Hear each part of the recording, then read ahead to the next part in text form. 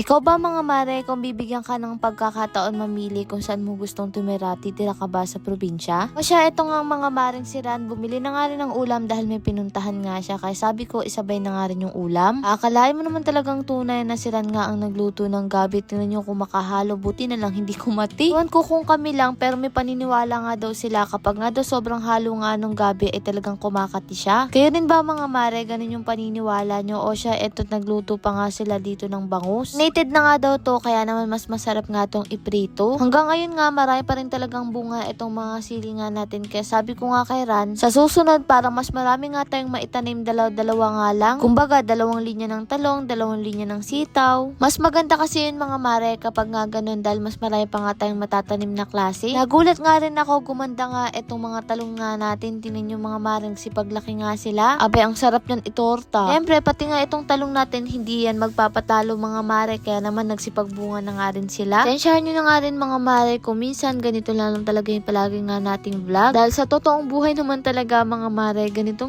lang din naman talaga ang mapapakita nga sa araw-araw. Marami nga rin pala nagsasabi na bakit daw yung ibang ang aso natin ang papayat. Ewan ko nga mga mare, kumakain naman nga sila araw-araw. Tulad nga ni Whitey, kumakain naman nga siya mga mare, pero siya lang ang pinakamalit sa magkakapatid. Mga kapatid niya, ang lalaki, siya lang yung parang bunso. Kung pagpirituhin mo na ako ng tilapia, wag na nga lang ang bangus dahil nga napakatalsik nga ng isda na to kapag biniprito. Kaya naman, etong ang si Koinoli ay dito na nga lang din nagluto sa labas. Anong oras na nga rin ako nakapunta dito mga mare? Paano ba naman kasi yung isang kong Facebook ay nalock nga? Kaya tuloy parang na-stress na ako mga mare, kaya hindi ako agad nakapunta. Tinanghali na nga ako kakaisip. Kaya naman sa lahat ng friends ko dyan sa Abigail Nota, pasensya na po, hindi ako makapag-reply nga sa inyo dahil nga wala akong access. Pati tuloy yung account nga natin dun mga mare na Mama Gail ay talaga namang nawala din. Bro din talagang nakakapanghinayang nga mga mare. O siya, eto magkasama nga yung magtitong pumunta dito kinabukasan. Nabukasan kaganapan na to mga mare, at eto na nga yung mga itik nga natin. Tinanong ko nga si tatay kung itang itlog nga ang nakuha nga nila. Sabi 3 nga lang daw. Sabi naman nga ni tatay mga mare, babalik na nga daw yung pangitlog nun kasi medyo mababa na nga daw yung puwit. Sila muna nga yung mga oras yung nandito kasi nga wala kami dito mga mare. Kaya sabi ko sila na ang bahala kung ano ang gusto nga nilang ulamin. Dahil nga si Kulot hindi nga siya makakapunta mga mare sa eskwelahan, kaya ako na nga lang muna ang pumunta. Kasama nga etong si Ran. Eto nga nagprito na nga rin sila dito ng galunggong. Gusto rin kasi namin matapos dito mga mare para nga sa Lunes doon naman nga tayo sa kabila. Marami rin kasing nakakamiss nga sa inyo doon mga mare. Bukod doon, napakaganda rin talaga doon ng kubo nga natin. Mas malawak doon. Pagkatapos naman nga nun mga mare, eto nag-aasikas na nga rin sila tatay. Syempre, pagsapit ng tanghalian, ayan, sabay-sabay na nga silang kumain. Sabi ko nga, hapon na nga lang ako pupunta dito pagkarating nga namin mga mare, at anong oras na rin kasi kami nakarating. Ulat nga ng tanong ko sa unahan, ano bang ang mga mare ang gusto nyo? Kung bibigyan ba kayo ng pagkakataon mga mare, mas pipiliin nyo na lang ba yung buhay sa probinsya kaysa maingay na syudad? Aba, eto ang kamote natin, bay sinasakop na yata yung buong bakod natin mga mare. Dahil nga wala na nga rin kami dito ng stock ng mga bagoong, kaya naman dinala na nga ni Ran. Tagal din kasi natin nawalan nga ng stock mga mare ng Miss D Gourmet, kaya naman buti na lang dumating na nga sila. Di na rin kasi kompleto ang araw nga natin mga mare kung hindi nga to nakakasama sa pagkain nga natin sa araw-araw. Meron nga silang toyo, pinakindat na suka, chili garlic,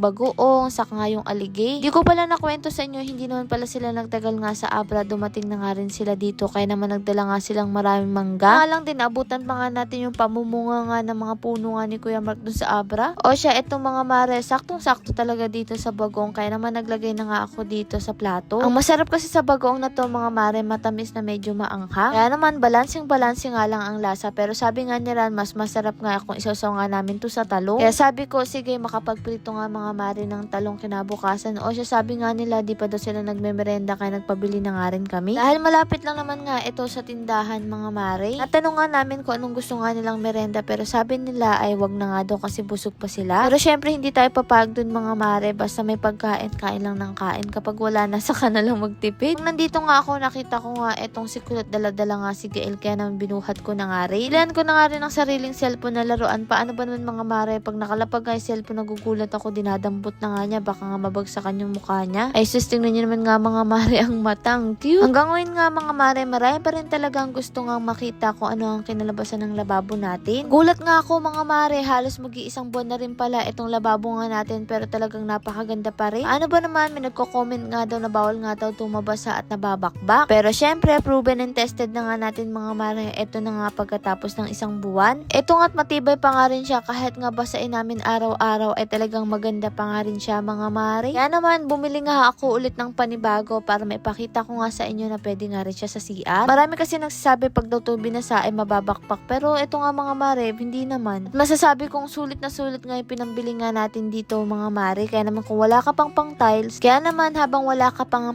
tiles mga mare ay pwede to sa inyo. O siya, tingnan nyo naman nga itong siran ko, ano pinagagawa nga kay Chuchu, napaka-cute tuloy. Ito nga si Chuchu, akala mo naman talaga gustong gusto niya nga, hindi man lang nagreklamo. Abat pinainggit pa yata sa akin mga mare, paano pagkatapos nga ilagay pumunta sa akin. Lord, maraming pong salamat sa lahat ng blessing at syempre sa inyong mga mare. Paano ba yun? Bukas na lang ulit.